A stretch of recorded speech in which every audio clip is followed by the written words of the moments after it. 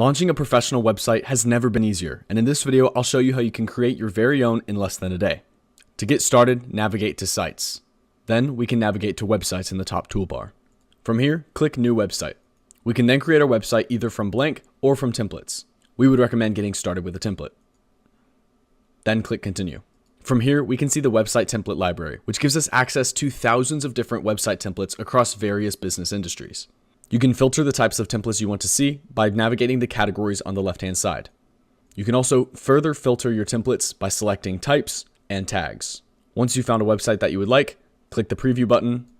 And once you've settled on a template, go ahead and click Continue in the top right-hand side. Once your website's been created, you'll be navigated to the website editor.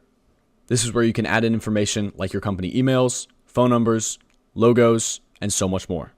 Each template is unique and contains various amount of text, images, and functionality that would most likely suit this type of business. But every website is built with the same core building blocks, which I'll show you now. On our lowest level, we have elements, things like images, headlines, and buttons. You can customize these elements by selecting the element and then adjusting its characteristics on the right-hand side in this toolbar. Every element has different types of characteristics, so feel free to explore all the different options you have in order to customize your elements. If you don't see an element in the template that suits your needs, feel free to add in new elements by clicking the plus icon on the left-hand side, and then selecting an element from the various elements that we have available. To add in a new element, simply select your element and drag and drop it onto your website. One level up from elements like images, text, and buttons are rows. These contain all of our elements.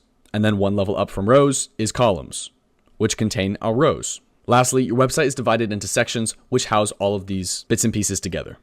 You can add in any one of these parts via the menu on the left-hand side, where you can add in everything from sections, rows, and elements. When you're satisfied with your website, click Save, and then we'll click back to exit out of our website editor.